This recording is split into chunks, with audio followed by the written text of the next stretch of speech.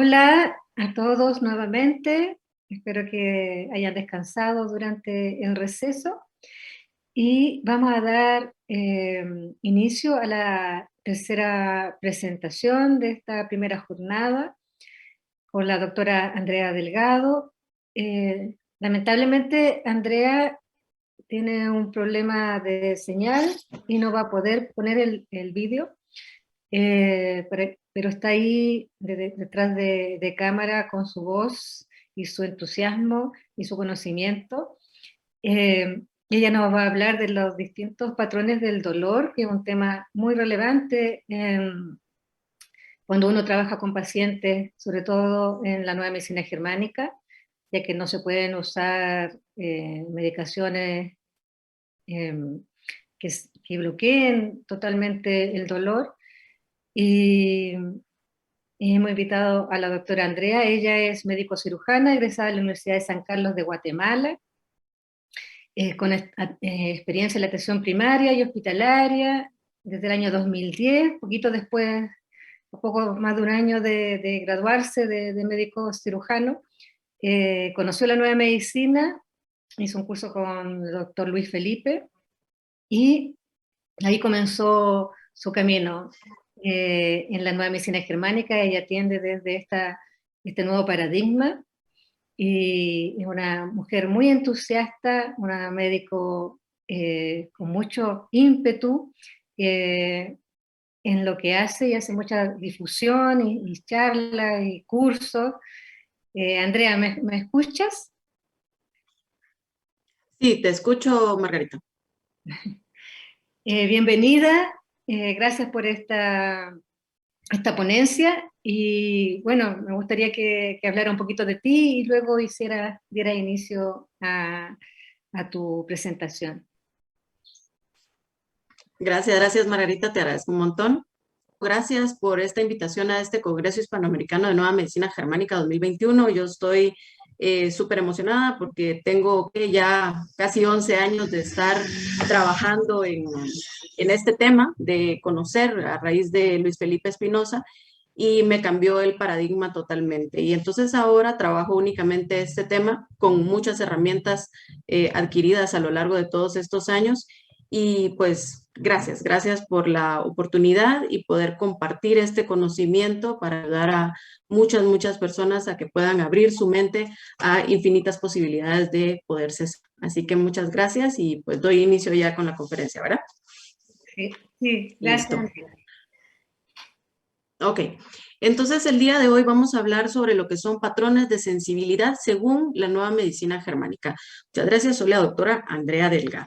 Entonces, cuando hablamos de sensibilidad, por ejemplo, vamos a entender que la sensibilidad tiene una definición y es la capacidad para percibir sensaciones a través de los sentidos. Eso es sumamente importante que ustedes comprendan, ¿verdad?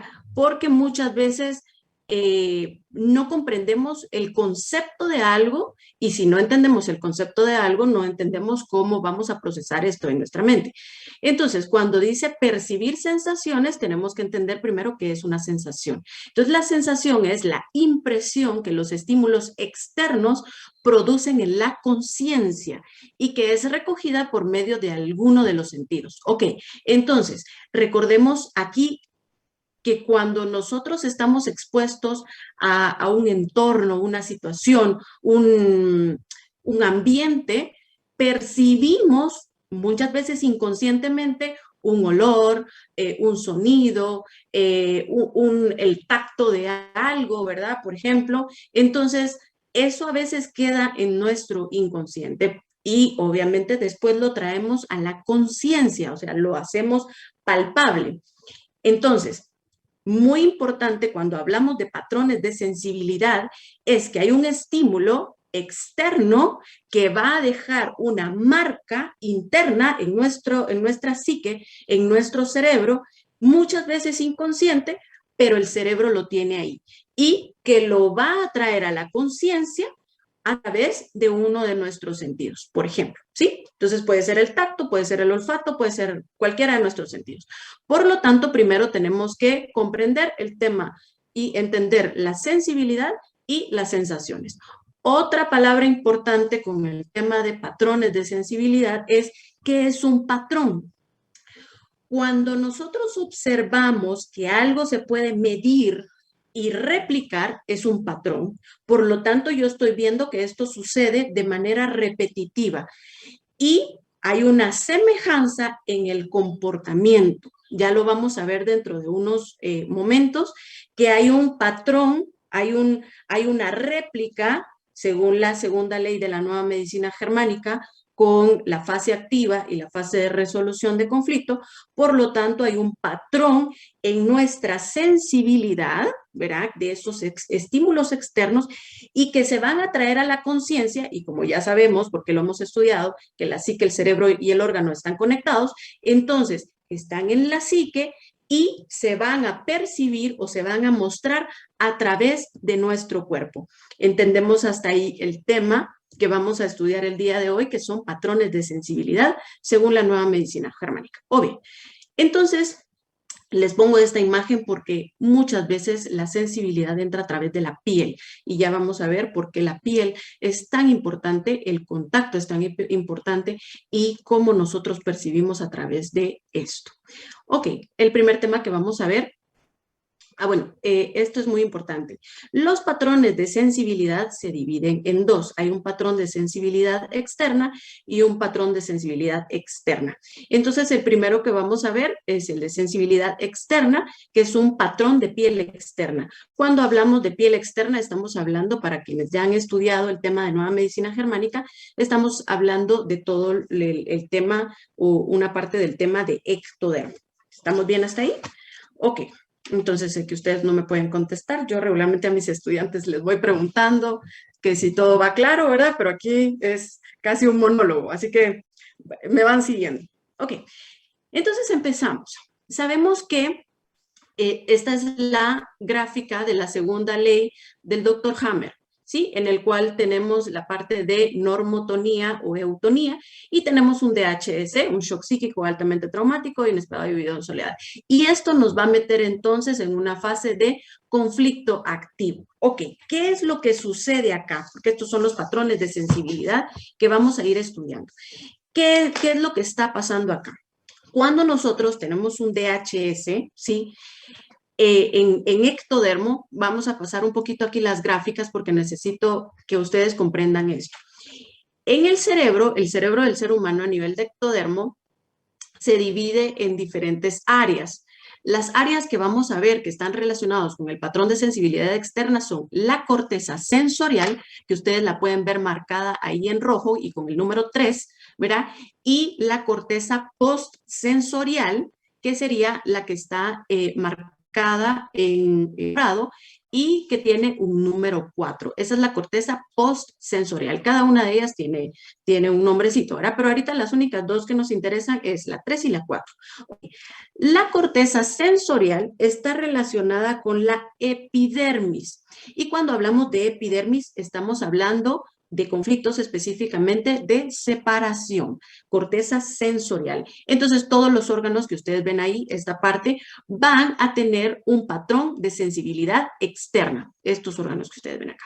Ok, y tenemos la corteza postsensorial, o sea, la postsensorial, que es la número 4 que ustedes ven ahí, es la que está relacionada con periósteo, ¿sí? En este caso, cuando hablamos de periósteo, pero órganos que están relacionados desde estas áreas específicamente, son una parte, porque tendríamos que explicar un poquito otro tema, pero esta parte está relacionada con conflictos de separación, pero son severos y brutales, ¿sí? Entonces, cuando tenemos conflictos en estas regiones, tanto corteza postsensorial como en la corteza sensorial, entonces lo que estábamos hablando en un inicio, el patrón de sensibilidad lo vamos a tener de esta manera. Ok. El Dr. Hammer en su libro, pues obviamente está escrito en inglés, y entonces él habla sobre la hiposensibilidad, lo traducen mucho como hiposensibilidad. Pero ¿qué es lo que sucede aquí? Esto ocurre en la fase de conflicto activo. hay una palabra que utiliza el doctor Hammer en inglés que es numbers y se traduce al español, si la buscamos, verá, como entumecimiento. Lo que pasa es que en medicina no utilizamos la palabra entumecimiento, ya está escrito en el diccionario, ¿verdad? Pero para cuando nosotros, o sea, el paciente puede sentir ese entumecimiento, ¿sí?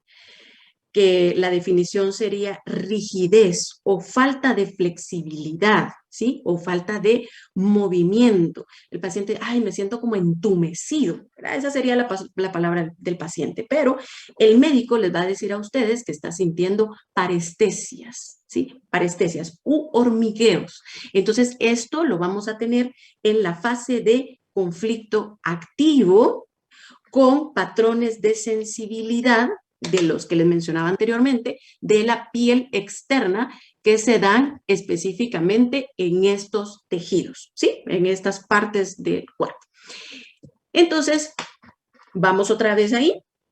En la fase de conflicto activo, después de tener nuestro DHS, vamos a tener el entumecimiento, ¿sí? O numbers, como lo traduce el doctor Hammer, y esto se refiere a la rigidez o falta de flexibilidad. Y por lo tanto, en terminología médica vamos a tener parestesias o incluso de alguna manera hormigueos en la piel o en alguna parte de lo que ya les mencioné. ¿Ok? ¿Vamos bien ahí? Entonces, luego de esto el paciente empieza a tener esas sensaciones, este malestar y tal y no sé qué, lo deja pasar. Luego, en la fase de conflictolisis, para quienes ya han estudiado nueva medicina germánica, recordemos que después de la conflictolisis viene la fase de postconflictolisis A. Esa fase es muy importante porque se manifiestan algunos síntomas muy importantes, precisamente de lo que estamos hablando ahorita, ¿verdad? Por lo tanto, el paciente puede tener edema, ¿sí? Edema, regularmente la gente va a decir, es que mire, se está hinchando o tengo hinchazón. Esa es una palabra muy, muy coloquial, pero lo que está sucediendo ahí es que hay edema, ¿sí? También puede sentir la piel o la parte que está solucionando su conflicto ya en este momento, es que va a sentir la piel como con cierto calor, ¿sí? Cierto dolor y como bien dice ahí, ¿verdad? En rojo, va a empezar a tener hipersensibilidad. Muchas veces al tacto, uy, hay mucho dolor, ¿verdad? O no quiero que me toquen porque eso duele. Por lo tanto, va a sentirse un poquito más cálida la piel, ¿verdad? O una de estas partes, va a tener enrojecimiento, redness, y como le repetía, mucho dolor. ¿Sí? Estas son características, por favor, muy importantes en la fase postconflictolisis A, porque aparte que es una parte, una fase en la cual hay edema, también vamos a tener otras características, por favor, a tomar en cuenta en el paciente. ¿Por qué? Porque como bien les decía, el patrón de sensibilidad es algo que se va a repetir. Por favor, esto es importante. Esto sí ustedes lo van a observar y lo van a percibir o el paciente se los va a comunicar en todos los casos. Entonces, en la fase postconflictolisis A, para resumir, para que ustedes, si van anotando o van copiando, vamos a tener edema, ¿verdad? Luego vamos a tener que es más cálido o más caliente, hay enrojecimiento, y una situación importante es el prurito. Prurito significa picazón, o sea, el paciente va a sentir que pica, ¿verdad? Que hay una sensación de que hay prurito, ¿verdad? De que pica. Eso también puede ser la fase post-conflictolisis A. Importantísimo, la hipersensibilidad y el dolor que el doctor Hammer lo pone en su gráfica. Ojo, si ustedes se dan cuenta en la gráfica, tiene aquí una curva y va aumentando y aquí llegamos a la fase de la epicrisis. La flechita que está aquí hasta la punta se llama epicrisis. Por lo tanto, ahí voy a tener una crisis epiléptica o una crisis epileptoide, dependiendo de lo que estoy resolviendo, ¿verdad? Pero en este caso, justo el doctor Hammer dice en su libro que cuando yo estoy llegando justo a la epicrisis, la hipersensibilidad y el dolor son exagerados. Hay una sensación exagerada del estímulo táctil. Por lo tanto, eso me está diciendo a mí que estoy llegando a la epicrisis. Por lo tanto, cuando el paciente llega, ojo también con esto, por favor. Vamos a hacer aquí un paréntesis con justo, o sea, ustedes imagínense que van subiendo en esta curva, ¿verdad? Van llegando a esa epicrisis, la hipersensibilidad y el dolor es así a tope, ¿verdad? Y aquí voy a hacer un pequeño paréntesis. Si el paciente no tiene o no está involucrado el músculo estriado, ese paciente, esta hipersensibilidad o este dolor lo va a pasar sin espasmos musculares o calambres, ¿verdad? Ahorita lo voy a explicar. Sin dolor, perdón, sin espasmos, corrijo, sin espasmos, sí va a haber hipersensibilidad y dolor, pero no va a tener ni espasmos ni calambres si no está involucrado o rodeado de músculo estriado, ¿sí? Entonces, aquí vuelvo y repito, si, ahora vamos a la parte contraria, si en dado caso el paciente está involucrado el músculo estriado, ¿sí? En este periodo, entonces sí vamos a tener una crisis epiléptica, ¿sí? Porque vamos a tener calambres o espasmos. Ojo con esto, por favor, porque es sumamente importante que ustedes se den cuenta que puede o no tener el paciente estos espasmos. ¿De qué va a depender? Si el músculo estriado está involucrado en este conflicto, voy a tener calambres o espasmos musculares. Entonces, luego de pasar esto, o sea, llego ya a esta parte de hipersensibilidad y dolor, ¿verdad? Estoy a tope y entonces, ¡pum!, estoy en la parte de epicrisis, a tope, está como lo más álgido y entonces el paciente va a tener hiposensibilidad. Voy a tener también, o sea, voy a volver a tener esta sensación como de parestesias, de hormigueos en esa epicrisis. Y ojo, el doctor Hammer lo que dice es que el paciente puede sufrir un periodo de crisis de ausencia. Ojo, por favor. ¿Qué son las crisis de ausencia? Son episodios en el cual el paciente se puede quedar mirando fijamente al vacío. Es como quien dice, yo no estoy aquí, ¿verdad? Me quedé como en la luna, o muchas personas se refieren que estos pacientes se quedan como mirando en blanco, como que están en el vacío. Esa es una crisis de ausencia, ¿sí?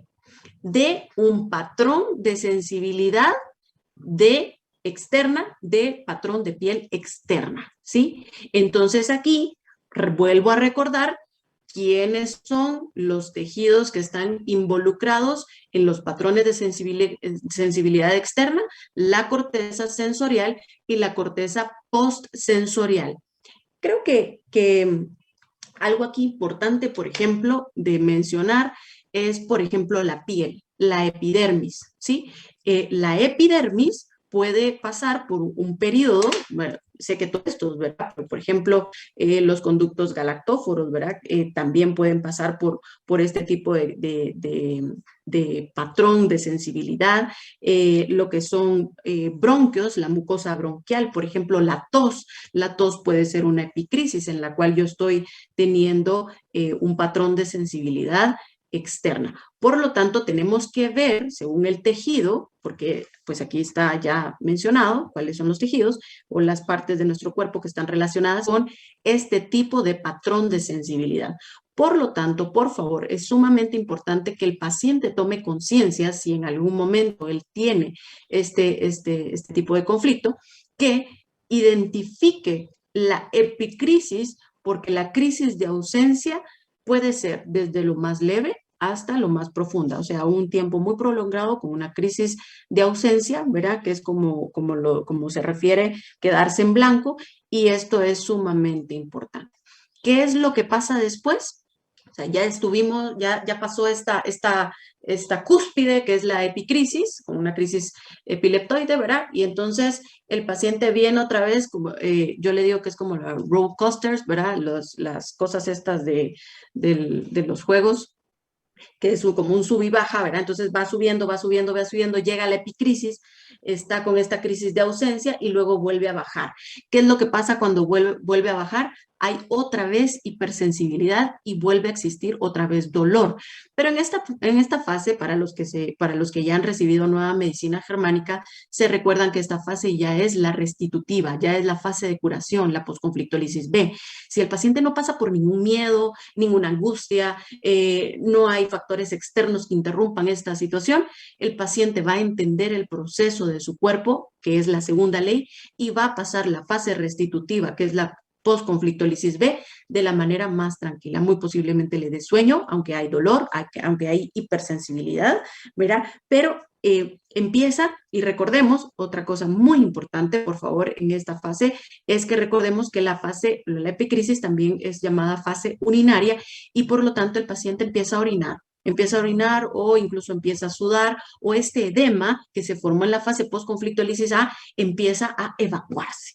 Por lo tanto, voy a tener también mucho cansancio, mucho sueño, voy a querer dormir, voy a querer descansar, a pesar de tener esa hipersensibilidad y dolor. Esto es sumamente importante que lo pueda comprender, no solo ustedes, para interiorizarlo y poderlo vivir si en algún momento lo han pasado, o bien, verá, si alguno de ustedes es terapeuta y tiene algún paciente que está pasando por este proceso, poderle explicar este patrón de sensibilidad que es normal y que puede pasar, y que llegando otra vez a la eutonía o normotonía va a seguir otra vez su vida normal sin este problema, ¿verdad? Entonces, por ejemplo, no sé, porque no está aquí dinámica la cosa, ¿verdad? Esto es así monólogo.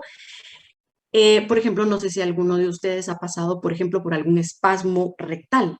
Entonces, cuando la mucosa rectal se ve implicada, ¿sí? Vamos a tener este tipo de patrón. Vamos, entonces, pero si el músculo estriado está involucrado, vamos a tener el ejemplo de un espasmo rectal, por ejemplo, un espasmo rectal muy, muy, muy fuerte, ¿verdad? O tenesmo, también tenesmo con dolor está relacionado con este tipo de conflictos. Entonces, aquí vamos con este tipo de patrón de sensibilidad. Y, por ejemplo, les ponía ahí el ejemplo de la piel, ¿verdad? La epidermis, que como ustedes lo pueden ver acá, es de la corteza sensorial. La epidermis está muy relacionada con este tipo de patrones de sensibilidad.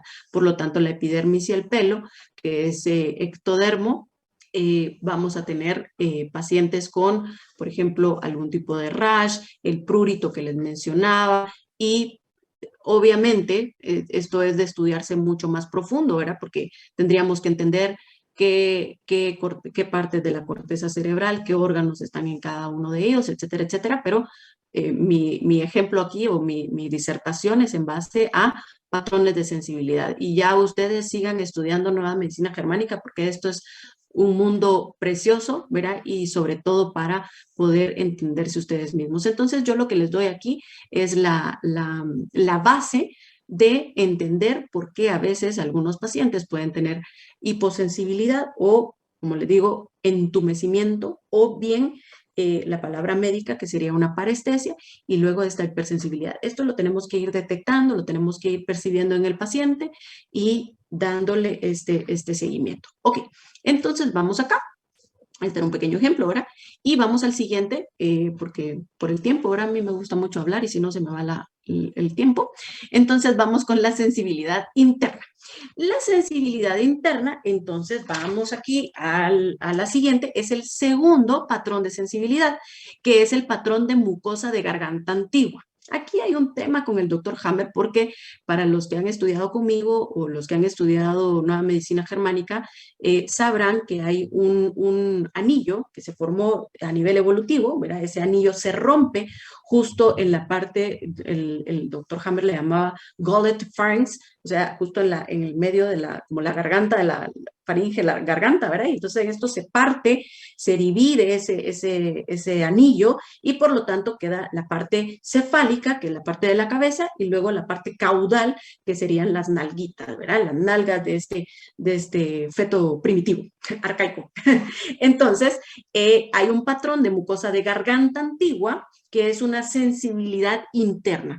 Para los que saben, pues obviamente endodermo es la parte interna, pero esto está muy relacionado con esta ruptura de este anillo arcaico.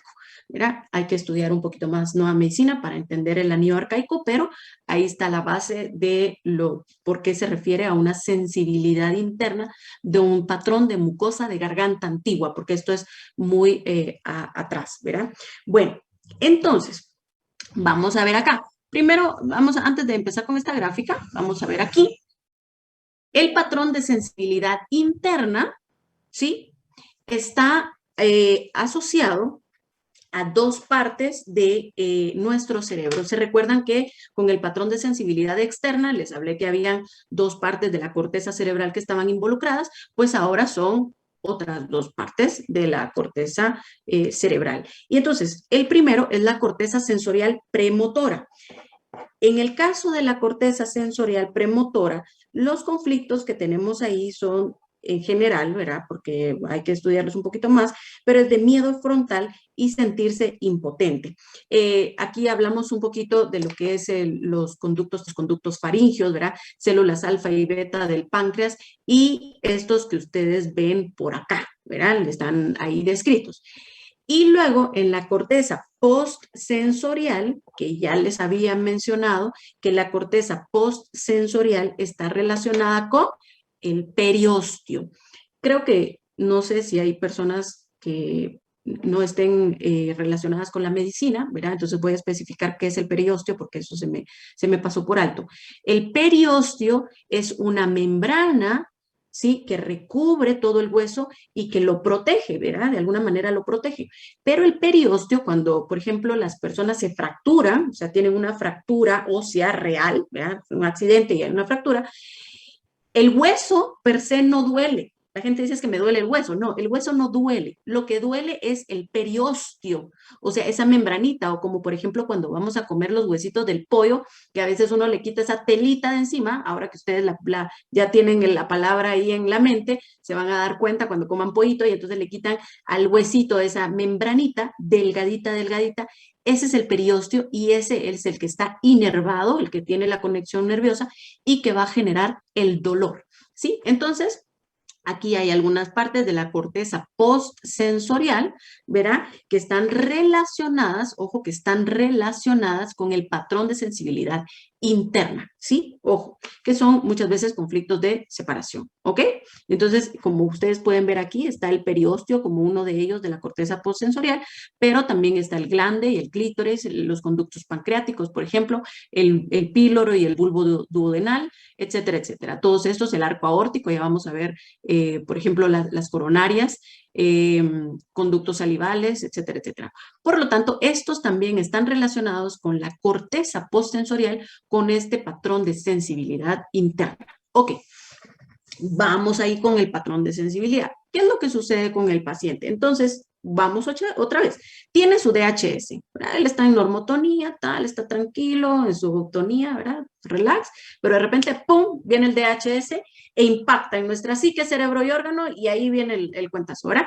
Entonces, el paciente inicia con hipersensibilidad.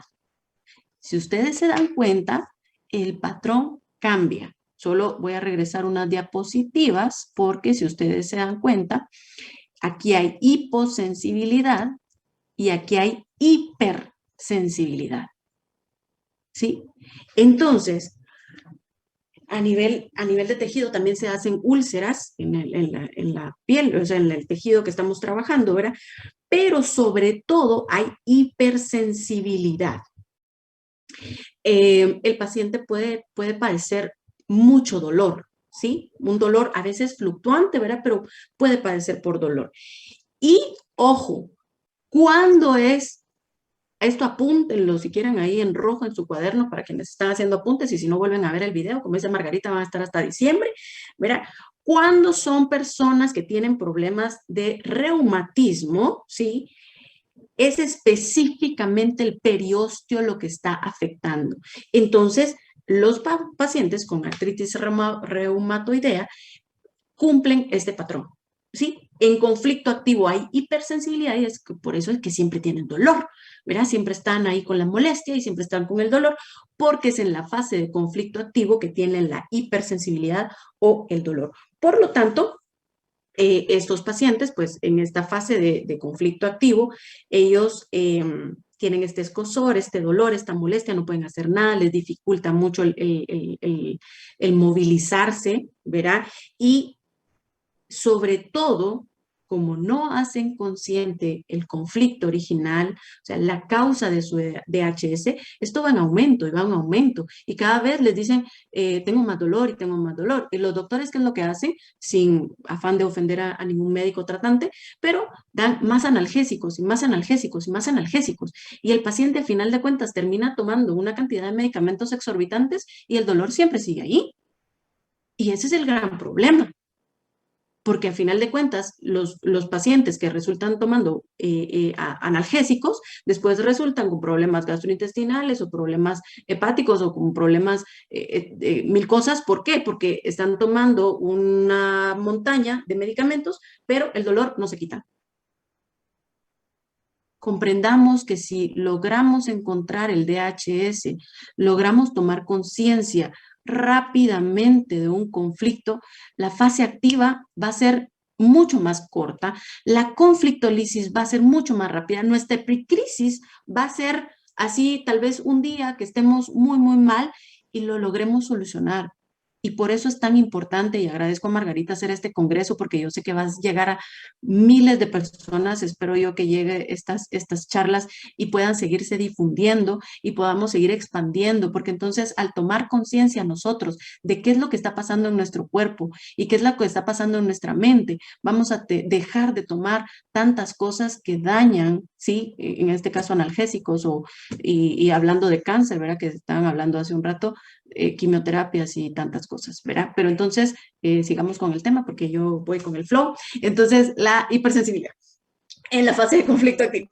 Entonces, luego viene la conflictólisis, ¿verdad? Y el paciente por alguna razón, un familiar le habló de nueva medicina germánica, se solucionó por X, Y, Z, ¿verdad?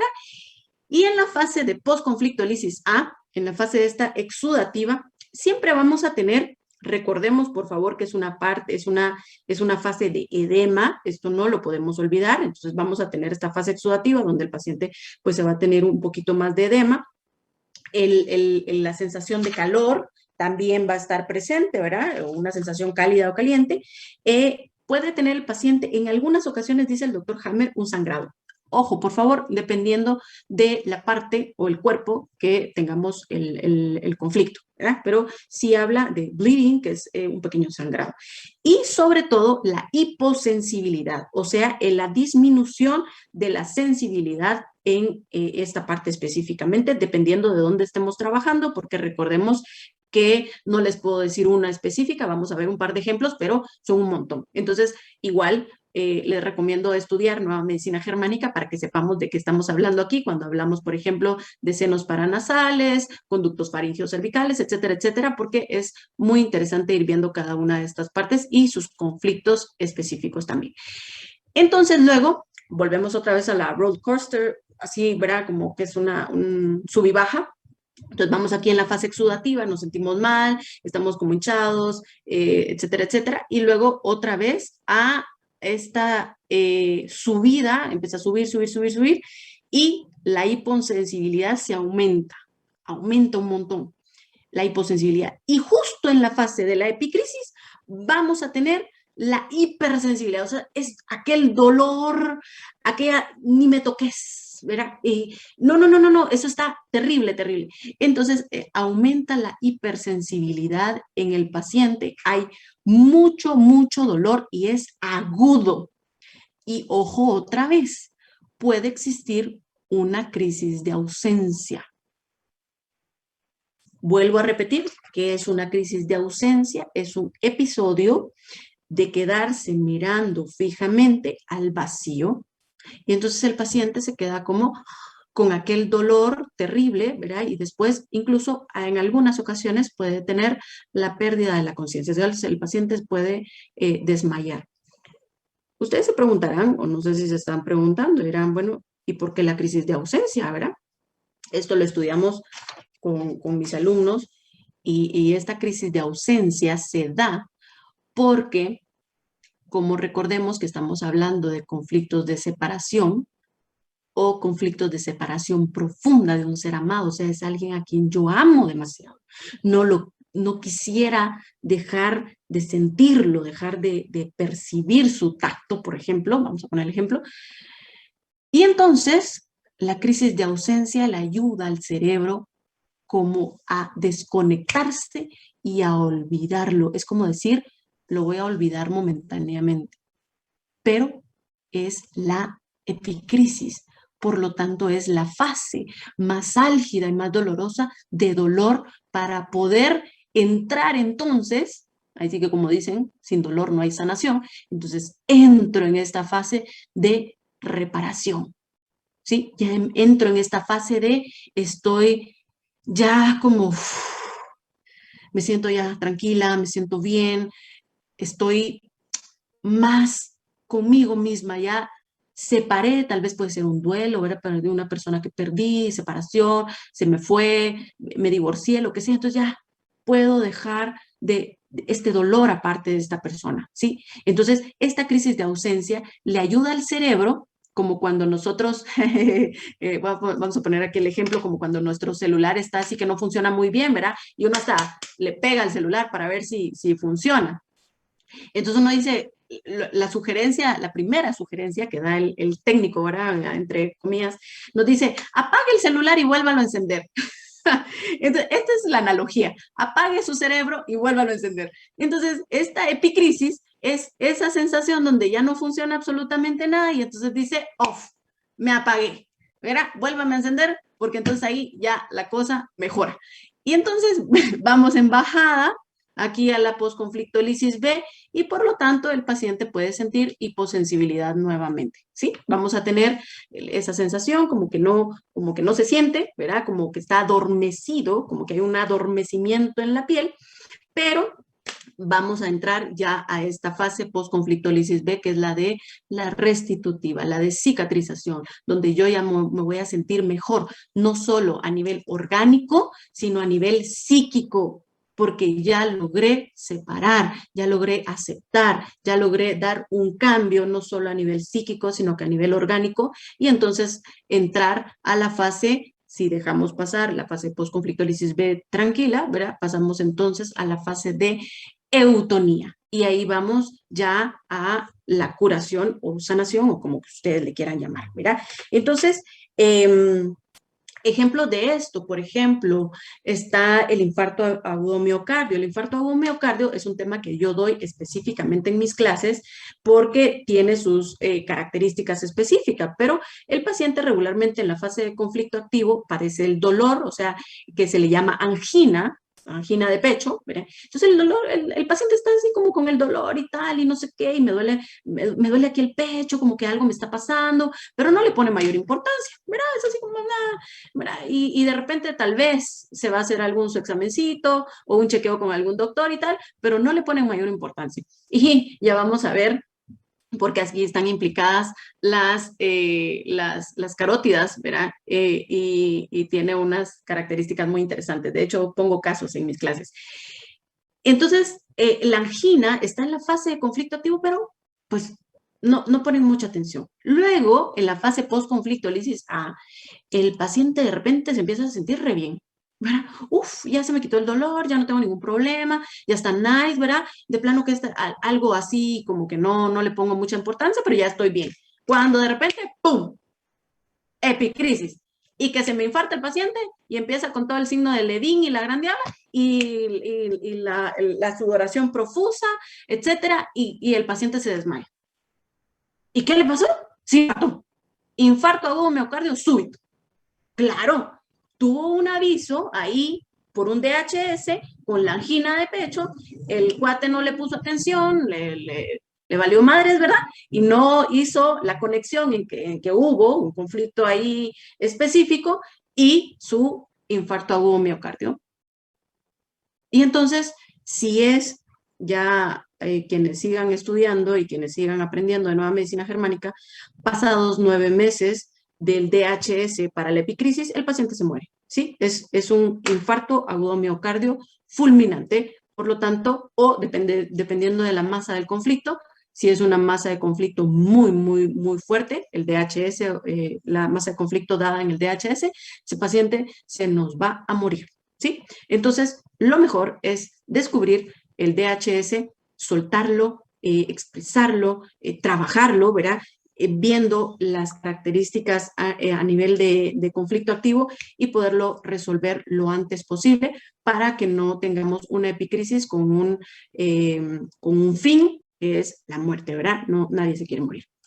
Ok, y lo que les mencionaba en un inicio, que si está específicamente relacionado, como bien dice aquí, en la corteza postsensorial, el periósteo, ¿sí? Periósteo, igual pacientes con artritis reumatoidea o reumatismo, ¿verdad? Lo que los pacientes regularmente llegan por problemas de reuma.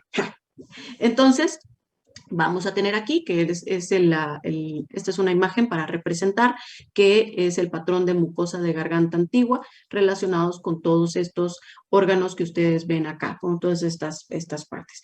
Entonces, algunos ejemplos que yo puedo poner también muy frecuentes en los pacientes, puede ser los cólicos gastrointestinales a nivel de dolor gástrico, también pueden generar esto a nivel de esófago gástrico y volvemos otra vez, si hay músculo estriado, porque la corteza motora está involucrado, entonces vamos a tener los espasmos o calambres, porque es músculo estriado específicamente.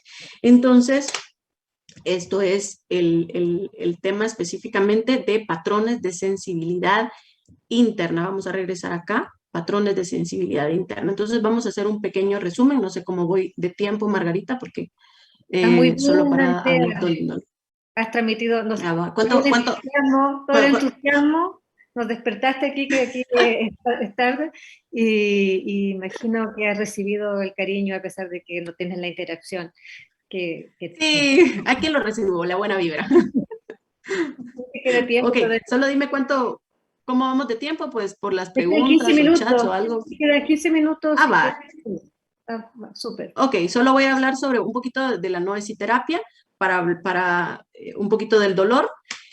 Y terminamos. Entonces, patrones de sensibilidad. Recordemos, solo para hacer un pequeño resumen de la plática, en los patrones de sensibilidad tenemos, la sensibilidad nos habla del tacto, nos habla del contacto, nos habla de conflictos de separación muchas veces. Entonces, cuando es un patrón, es algo que se cumple, que se repite, que yo estoy que puedo medir incluso, ¿verdad? Como bien sale en las gráficas, y por lo tanto, la característica específica que ustedes pueden ver, si dependiendo es un patrón de sensibilidad externa o interna, es la hipersensibilidad o la hiposensibilidad. Esto pues obviamente hay que estudiarlo, hay que cotejarlo con los pacientes para que ustedes lo puedan identificar y poderles ayudar. Ok, y el último tema, bueno, relacionado siempre con esto, porque todos hablan sobre el dolor, ¿verdad? Y no tome analgésicos, no tome nada, ¿verdad? Para el dolor y tal, y no sé qué. Yo regularmente dejo productos homeopáticos o árnica, por ejemplo, que le va a ayudar al paciente de alguna manera naturalmente. Trato de dejarles. Muchos pacientes, pues a final de cuentas, toman su analgésico, no pasa nada, yo no estoy aquí para juzgar ni criticar, va a depender mucho del paciente. Pero yo utilizo una herramienta que se llama noesiterapia, N-O-E-siterapia, que es del doctor Ángel Escudero. Yo fui a estudiar con él a Valencia, España, una persona involucrada en el tema del dolor principalmente. Trabaja mucho lo que es parto sin dolor, pueden ver videos en su página, muy interesante el doctor, incluso opera a pacientes, porque él es médico cirujano también, y opera a pacientes sin anestesia.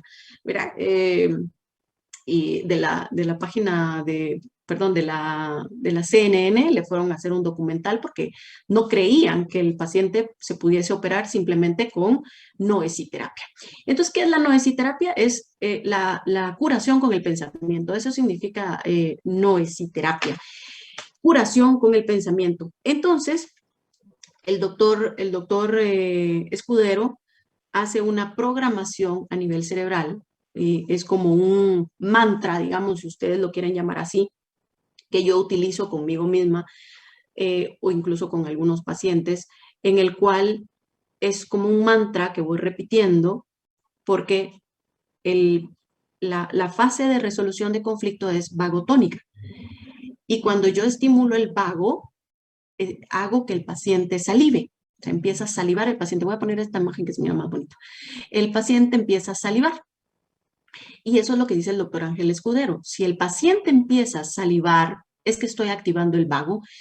Y de una forma como meditativa o una forma introspectiva, y quiero que lo practiquen ustedes en su casa, esta meditación o este mantra o esta programación, como ustedes le quieran llamar, la cuestión es que lo repitan, ¿verdad? Va a ayudar mucho si tienen algún problema con cualquier cosa, no se preocupen. El doctor Escudero lo utiliza para anestesiar, pero sirve para cualquier cosa. Así que les voy a dar el tip de noesiterapia. El programa que se utiliza es bien sencillo y ya les voy a dar las indicaciones.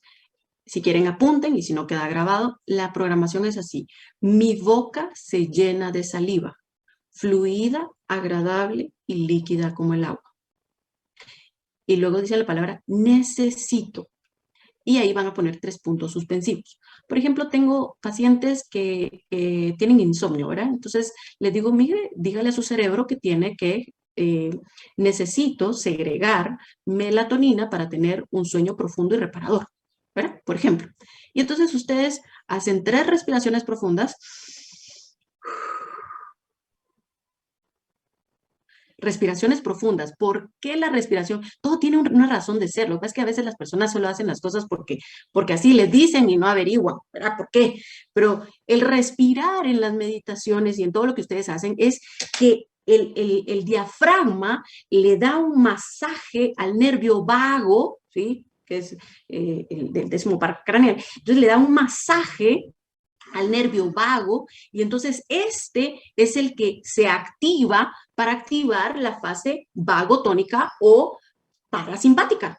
Entonces, al darle este masaje, yo lo estoy activando, lo estoy poniendo en acción y estoy diciendo, mira, necesito esta relajación, necesito como que concentrarme, necesito entrar en mi estado zen, ¿verdad? Como ustedes quieran llamarle, y entonces activo el vago. ¿Y cómo puedo percibir que el vago se está activando? Empiezo a salivar. Entonces, la forma más fácil de reconocerlo es mi boca se llena de saliva, fluida, agradable y líquida como el agua. Necesito segregar, por ponerles un ejemplo, melatonina para tener un sueño profundo y reparador. Pero esto no van a decir así, ¿verdad? Mi boca se llena de saliva, fluida, agradable, líquida como el agua. No, eso no, así no, por favor. Es en un estado meditativo, en un estado de relajación profunda en su cama, ¿verdad? Respirando, hacer estas 3 respiraciones, luego dicen la frase y luego vuelven a repetir la frase y así como que fuera un mantra, ¿verdad? Porque los mantras uno pone el disco y suena como 10,000 veces la cosa. Así exactamente igual a su cerebro.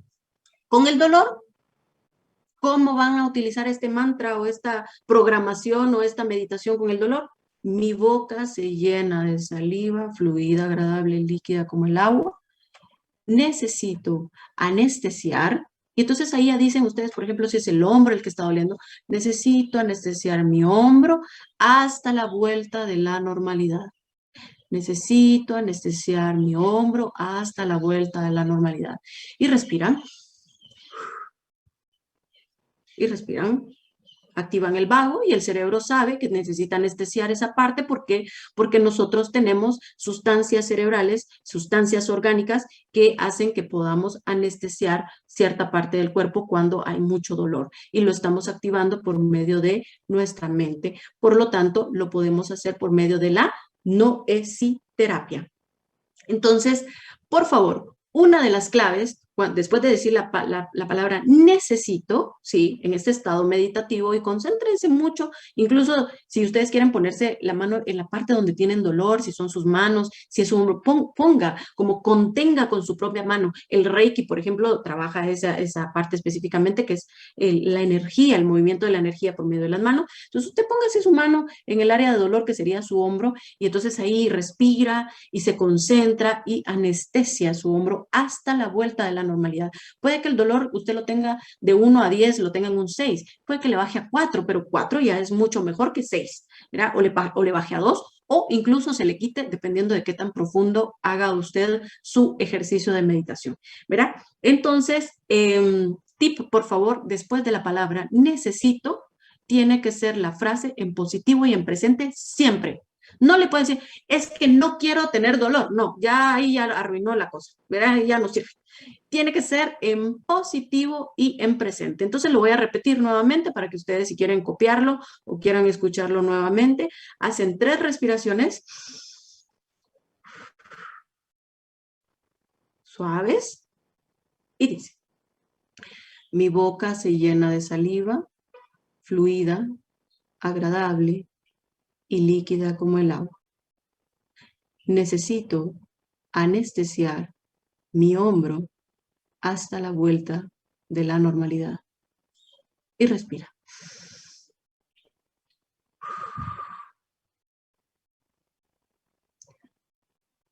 Confía en su cerebro. Su cerebro tiene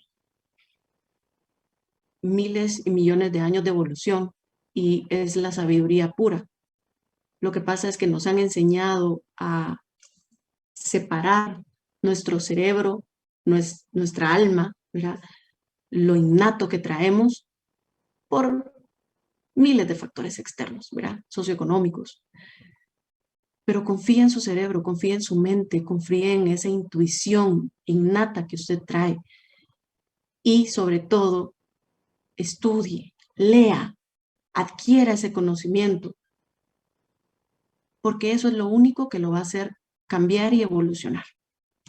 Así que, con toda esta charla que he dado hasta el momento, les agradezco mucho. Una palabra acá de un idioma maya, que es Bantiosh en quechí, y significa gracias. Muchas gracias por este tiempo que me han dado. No sé si todavía hay tiempo para preguntas, porque pues no sé si ya me extendí. Muchas gracias. A mí me encanta tu forma de enseñar, porque con mucho entusiasmo lo haces tan fácil. Haces muy fácil Gracias.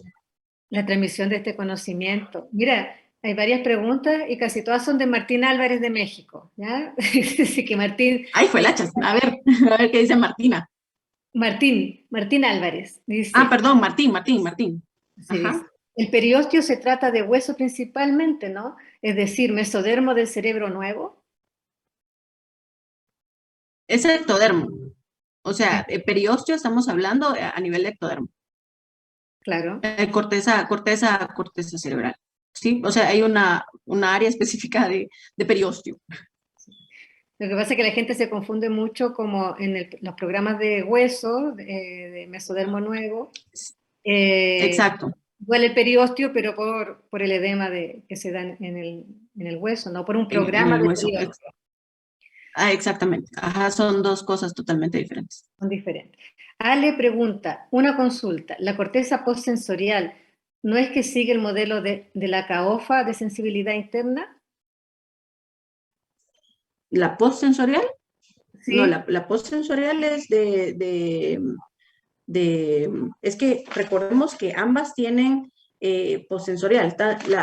Dependiendo del órgano, por eso puse los órganos específicos de cada una de ellas, ¿verdad? Entonces, la postsensorial tiene ambos patrones de sensibilidad, pero unos con unos órganos y otros con otros. sí. Por eso los especifiqué. Ahí están en la gráfica, en la diapositiva, lo pueden ver. Porque sí, ambos tienen de postsensorial, si ustedes se dan cuenta, el de patrón interno y el de patrón externo, ambos tienen de postsensorial, pero va a depender del tejido u órgano que estemos trabajando. No son los mismos. Así es. Y a lo mejor se confundió, Ale, porque no mencionaste la CAOFA, sino que lo mencionaste como patrón interno. ¿Podría explicar un poquito Ajá. qué es la CAOFA? No entiendo la palabra caufa, es que no está así en el libro del doctor Hammer. Ya, es la cavidad orofaringea. Sí. La cavidad orofaringea, Orofaringea que es anal. Ah, Cavidad orofaringea anal. ajá. es la que hablamos de patrón interno, ajá, patrón interno.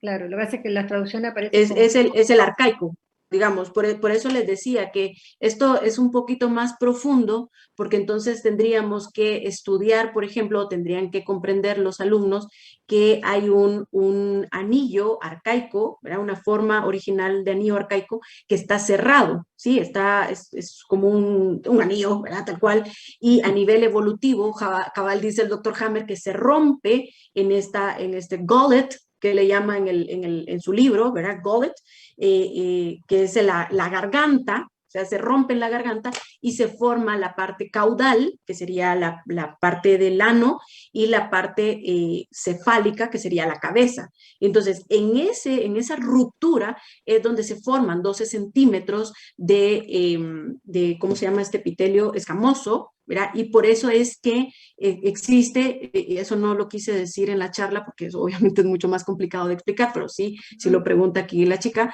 es epitelio escamoso de transición. Por eso es que, por ejemplo, cuando hacen un Papa Nicolau, no sé cómo le llamarán en otros lugares, pero es el frote cérvico-vaginal, cuando a las mujeres entran con el espéculo y le sacan la muestra, esa muestra es de esos 12 centímetros, digamos, de ese tejido que se rompió originalmente acá, en este anillo, y entonces este epitelio es de transición, epitelio escamoso de transición.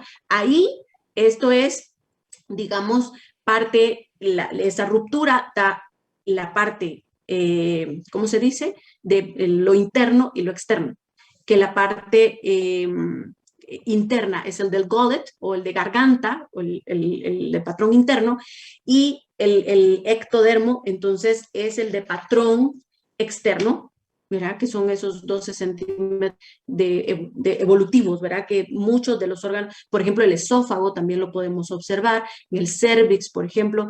Entonces, hay que estudiar un poquito más este tema más a profundidad para que entendamos todo esto. Sí.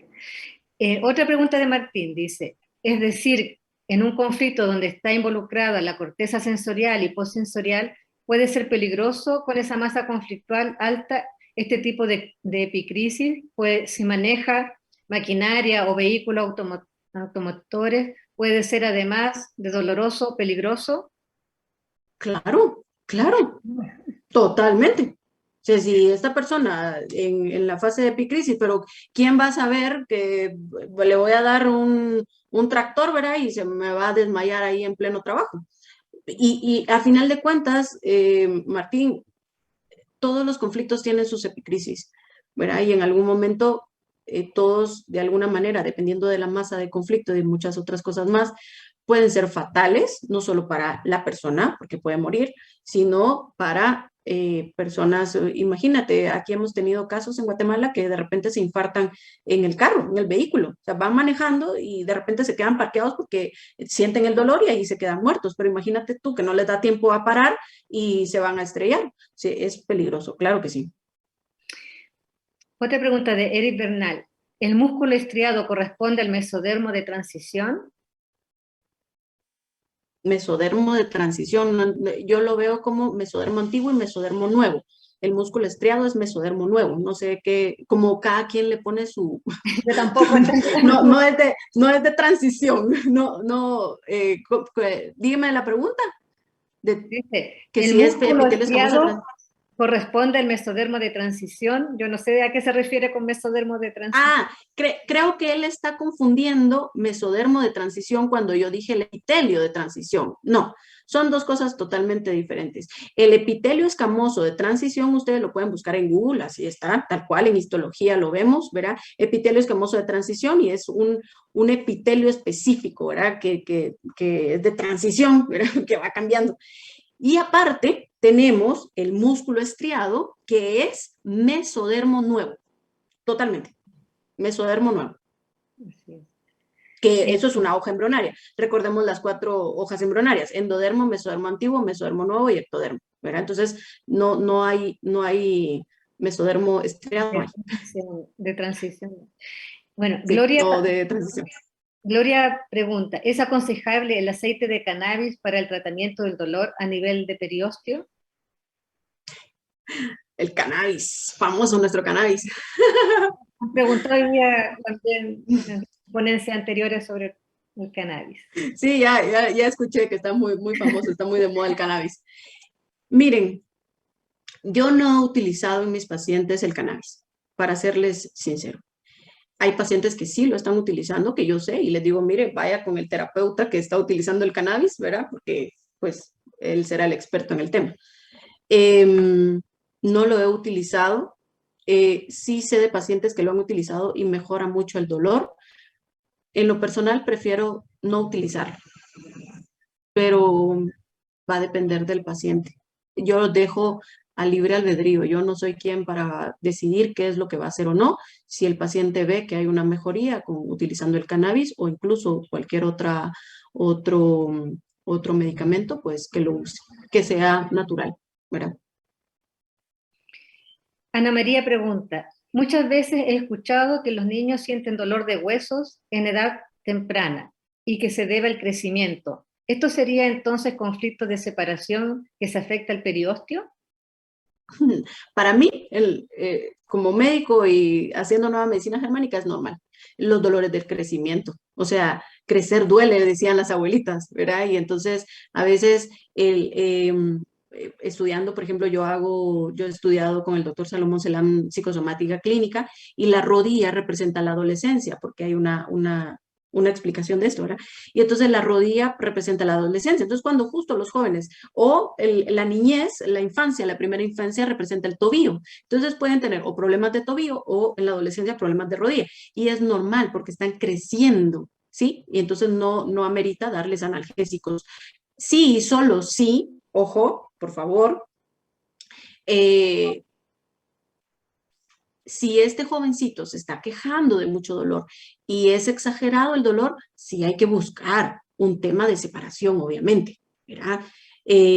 O la mamá o la persona sabe específicamente que hay un tema de separación porque los papás se divorciaron, porque la abuelita se murió, porque el chucho se fue y se perdió, yo qué sé, ¿verdad? Entonces, obviamente tenemos que buscar un conflicto de separación.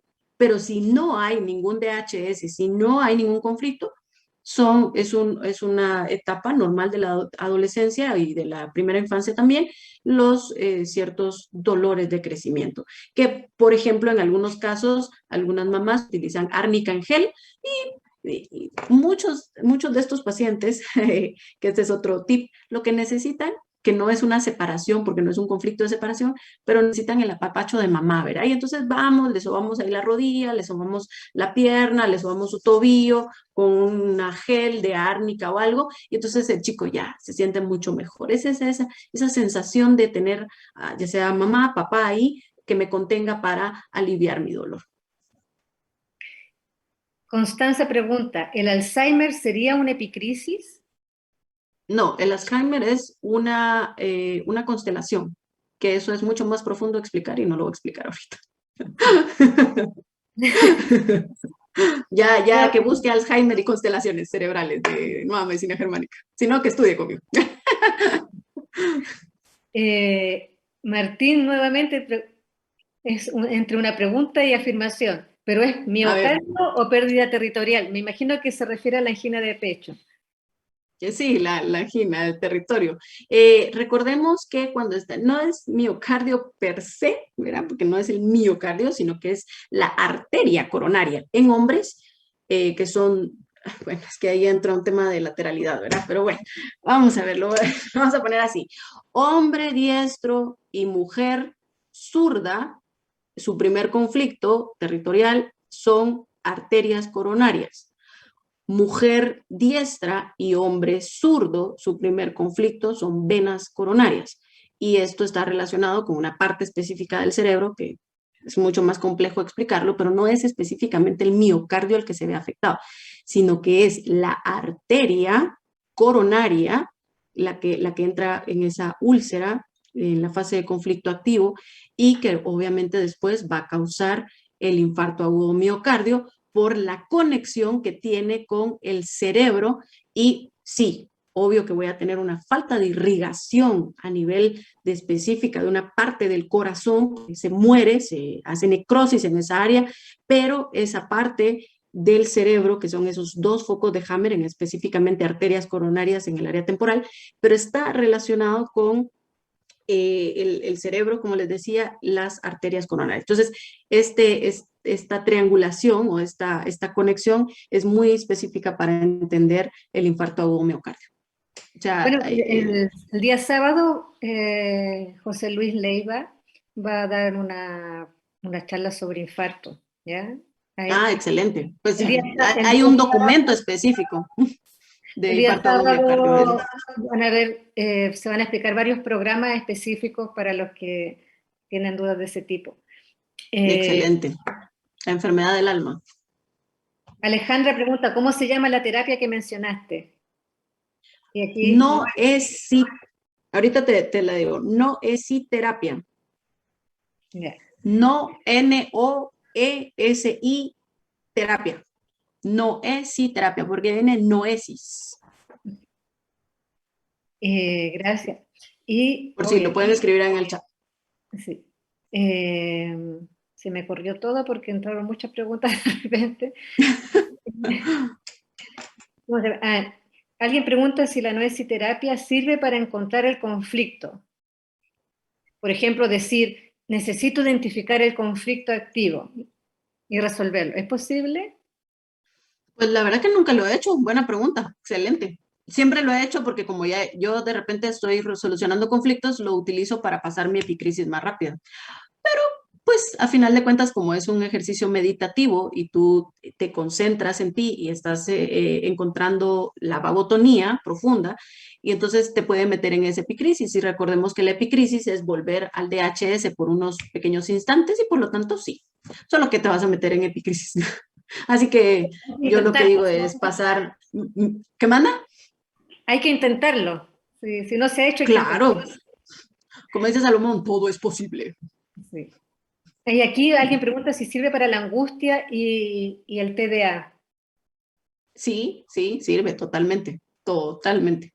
¿Por qué? Porque cuando estoy con ansiedad, con angustia, con TDA, estoy en simpaticotonía. O sea, es como que mi cuerpo empezara, como cuando empieza, cuando tú ves la olla de presión, ¿verdad? No, perdón, la olla que pones agua a hervir y la pones al fuego, ¿verdad? Entonces, de repente empiezas a ver que salen unas burbujitas, burbujitas, y tú tal vez no quieres el agua hirviendo, le apagas el fuego y entonces ya no salen más burbujas.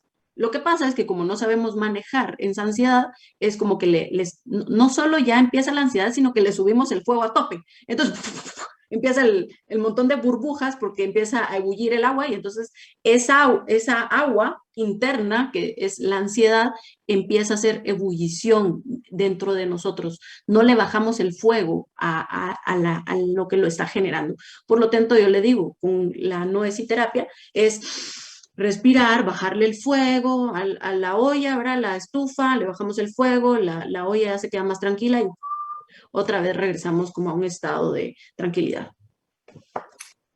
Aquí preguntan si la fibromialgia involucra el periósteo. Sí, lo que pasa es que la fibromialgia, en lo que yo he estudiado, aparte de nueva medicina germánica, por eso les digo, estudien por favor todo lo que puedan. Fibro son fibras, ¿sí? Fibras o algo que nos ata, ¿sí? Mío significa músculo, ¿verdad? O sea, son fibras de músculo que me están atando, que me están agarrando, y algia es dolor.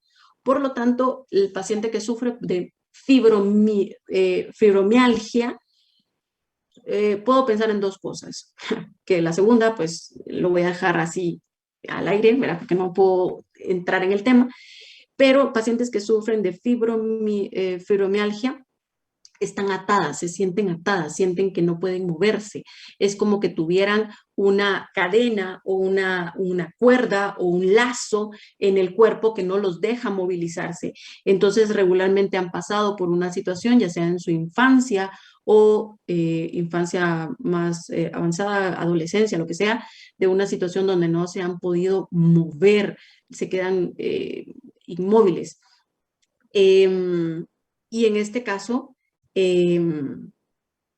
de los pacientes que he visto son pacientes que han sido violadas, ¿verdad? Es muy frecuente la paciente violada que después pasa por fibromialgia. Eso es uno. Y el segundo tema, que no lo voy a profundizar, simplemente lo voy a mencionar, son temas transgeneracionales. Pueden ser abusos sexuales transgeneracionales, pueden ser secuestros transgeneracionales, pueden ser, yo qué sé. Ahí hay que buscar, como diría Salomón Selam, al muerto, que este es otro tema totalmente diferente. Son otros estudios que he hecho para identificar el origen de la fibromialgia. Y está relacionado tanto el músculo, que es mesodermo nuevo, con lo que acabamos de ver. Nicole pregunta, muy nutritiva la ponencia. No sé si escuché bien, pero ¿por qué se mencionó el dolor de la artritis reumatoide como conflicto activo? Tenía entendido que ya era PCL. No, lo que dice el doctor Hammer es ese fase es de gullet, de garganta, ¿verdad? Del patrón interno, y es el paciente cuando tiene el conflicto activo, hay dolor, En la artritis porque es un patrón reumatoide, interno. Todo lo que es enfermedades reumatoideas, ¿sí? Porque es periostio lo que está afectado. Son todas las articulaciones, etc. pero las articulaciones no son de mesodermo nuevo. Mesodermo nuevo, pero recuerda que el hueso, o sea, está el hueso, tiene el periostio, y luego viene la articulación, ¿sí? Pero para que se forme esa articulación, dentro hay tejido conectivo, etcétera, etcétera, ¿sí? Pero lo que genera el dolor en esa parte es el periostio. No es el mesodermo nuevo de los conflictos de desvalorización, sino es el periostio. Y coincide con el patrón de mucosa interna, de patrón interno.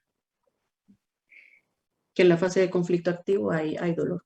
Lo que es reumatoide. Otra pregunta aquí dice, si no existen los virus, ¿cómo se elaboró, por ejemplo, la vacuna contra el sarampión? Esa no sé qué tiene que ver con lo que estaba hablando. Eso te iba a decir justo. Ese era el chico anterior. Esa era Sí. pregunta para el Esta ponente pregunta anterior, parece, no la para John. respondimos antes y la pusieron de nuevo porque, bueno, eh, ¿por qué nadie, aparte de de la nueva medicina germánica, ha descrito la corteza postsensorial como sensorial? Se la ¿Cómo, describe, cómo, cómo? dice, Anselmo pregunta, ¿por qué nadie, aparte de la nueva medicina germánica, ha descrito la corteza postsensorial como sensorial? Si la describe como área de asociación, porque esa discrepancia. ¿No entiendo bien la pregunta?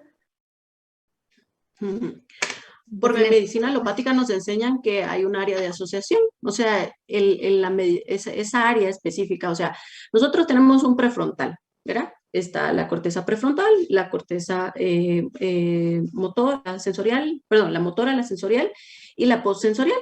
Entonces, en medicina alopática, o sea, en anatomía, lo que no le enseñan, y en fisiología, ¿verdad? Está la corteza prefrontal, por ejemplo. Pero, no sé cómo es que se llama el chico que preguntó. Anselmo. Ok, para Anselmo le puedo decir, por ejemplo, en la medicina alopática en ningún momento le van a decir a usted que en el área prefrontal está el centro de la glucosa, por ejemplo, donde se maneja las células alfa y las células beta. No se lo van a decir, ¿verdad? Pero el doctor Hammer lo descubre por foco de Hammer. Entonces, el doctor Hammer, el área postsensorial, aunque en la medicina alopática no esté descrito que está ahí el periostio, ¿verdad? Porque ese es el órgano, y no lo han descrito como tal, pero el doctor Hammer sí lo descubre como parte del periostio, ¿sí? Y en medicina alopática está descrito como un área de asociación. Acá una nueva pregunta dice, son 4 capas, endodermo, mesodermo antiguo, mesodermo nuevo, ectodermo. Se habla de mesodermo intermedio que controla la musculatura lisa involuntaria. ¿La consideran o no existe? Sí, existe, está en el libro del doctor Hammer. Sí, pero es que no es que fuera, que sea otra capa embrionaria. las capas embrionarias son las que son y se derivan todos los órganos. Ah, Ahí hay una lo que pasa es que está... confusión. La musculatura lisa Sí, no. no es otra capa embrionaria. Es una como que se juntaran. Claro. Eso es, Eh, no es otra hoja embrionaria porque solo hay 3 hojas embrionarias. De hecho, originalmente en embriología hay 3 hojas embrionarias: endodermo, mesodermo y ectodermo, ¿verdad? sí, El exacto. doctor Hammer a nivel evolutivo es donde él descubre mesodermo antiguo y mesodermo nuevo. Claro, pero es una sola capa que se comporta Es de... una sola, exactamente. Y hay una específica para liso, pero es parte de mesodermo. Alejandra pregunta, ¿el picor anal en mujer diestra corresponde a conflicto de separación o conflicto de identidad? Hmm. Pues tendríamos que evaluar qué fue lo que pasó. Porque evaluar los síntomas desde hace cuánto lo tiene, o sea, ya para los casos clínicos, tú lo que tienes que ir viendo, por ejemplo, si tienes prurito anal, a ver, ojo con eso. Sí, ay, perdón, no sé cómo se ve. Ah, ahí estás, Margarita. Sí, sí estoy aquí. Sí, es que ya no te veo, no sé por qué. Bueno, la cuestión es que si tienes prurito anal, tendríamos que ver entonces si la parte donde yo les mencionaba, ¿verdad? Aquí, por ejemplo, tenemos el recto en sensibilidad externa, ¿verdad? Entonces, vamos a ver acá. El prurito puede ser, por ejemplo, en la parte, ¿cómo se llama? Eh, Ay, Dios, se me fue ahorita la palabra. En la fase post-conflicto lisis B, vamos a tener el itching, picazón, ¿verdad? A nivel de recto, por ejemplo. Puede ser un conflicto de separación, sí, ¿verdad? Obviamente, pero si estamos hablando que este conflicto bueno, es que ahí me estoy metiendo a otro tema, pero cuando tenemos un conflicto de separación que está relacionado con el ano, ¿sí? Y, por ejemplo, yo tengo una paciente, porque se me vienen mil cosas a la mente, ¿verdad? Tengo una paciente que, por ejemplo, es su primera pareja, por ponerte un ejemplo, y para ella su lugar, porque son conflictos de lugar y de identidad, ¿verdad? Y, y la deja, esta chica, el chico lo deja por otro, ¿verdad? O sea, porque sí, ya he tenido casos que, digamos, el amante es un hombre, ella puede tener conflictos de identidad. Entonces, todo depende. En los casos clínicos, yo regularmente, como bien mencionaba el otro oponente, no les puedo decir, sí, eso es, ¿verdad? O incluso resolver casos clínicos aquí en vivo, ¿verdad? Porque cada paciente es diferente y como hablábamos con tu compañero, no hay un protocolo y el paciente tiene la respuesta en la mente. Entonces, si está simplemente ahora, tiene que entender que hay un patrón de sensibilidad externa que está pasando por una parte de postconflicto lisis A y que está picando el ano. Ahora, por favor, voy a hacer un gran paréntesis con el tema que ella pregunta de prurito anal. Si el prurito anal es en la noche, por favor, tome o haga algún tratamiento para los parásitos, porque el prurito anal también está relacionado con parásitos y no va a tener conflicto. Y la última pregunta, porque ya estamos en la hora, ¿Ok? y hay varios que preguntan por otros trastornos que no tienen que ver con sensibilidad. Aquí me parece interesante hacer esta pregunta porque los patrones de sensibilidad están en la corteza, ¿cierto? Y aquí hay alguien, Dharma, que pregunta, ¿es de sensibilidad externa o interna los temas de hígado, específicamente nódulos cancerosos? Los nódulos, no, los nódulos tienen que ver con mesodermo nuevo, de hecho, nódulos. Nódulos hepáticos, de cáncer. Hepáticos. Sí, Perdón, no entendí, yo, solo leí. A nivel hepático tenemos que ver endodermo. claro. Endodermo es hígado, ¿verdad? Entonces ahí no tendría que ver patrones de sensibilidad. Claro, los patrones, tú lo explicaste muy bien, los patrones de sensibilidad están en la corteza. Sí, corteza cerebral, o sea, estamos hablando de ectodermo, Estamos hablando de ectodermo. En endodermo, totalmente. en, Endodermo no tienen patrones de sensibilidad, sí, ni mesodermo. y hablé sobre el músculo estriado, porque dice el doctor Hammer en su libro, es que si algún órgano de estos está rodeado del músculo estriado, entonces sufre una crisis epiléptica. Claro, no sé si quieren mencionar qué pasaría en un tejido endodérmico respecto al dolor, aunque no es, para que le aclares la pregunta a esta persona. Por ejemplo, en el hígado. En el hígado, claro. El hígado, no vamos a hacerlo bien fácil, el hígado no duele, así de simple, el hígado no duele. Lo que duele es la fascia o lo que recubre al hígado, ¿sí? Que es una membrana también que está recubriendo el hígado.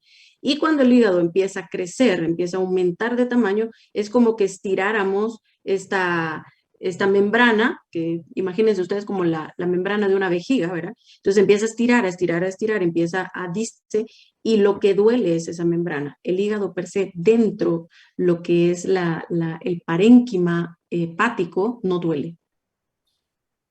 Ahí está la respuesta. Sí. Gracias, Andrea.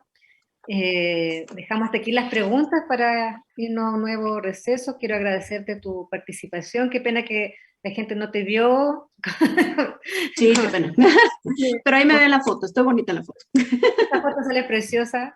Y bueno, espero que le haya quedado más claro a todos lo que son los patrones de sensibilidad y un poco el manejo del dolor.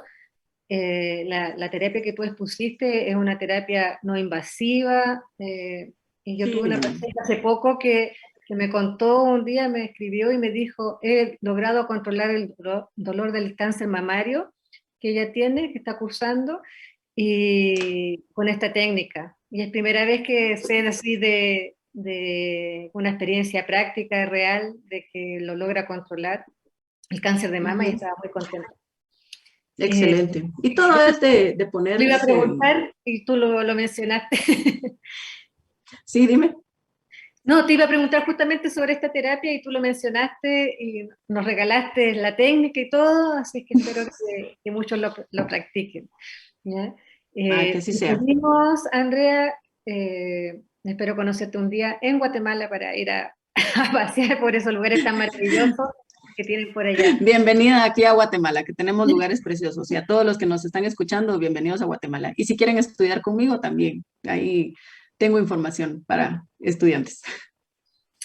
Bueno, entonces, bueno, nos vamos a un receso para continuar luego con la última entrevista, charla, que va a estar muy interesante también.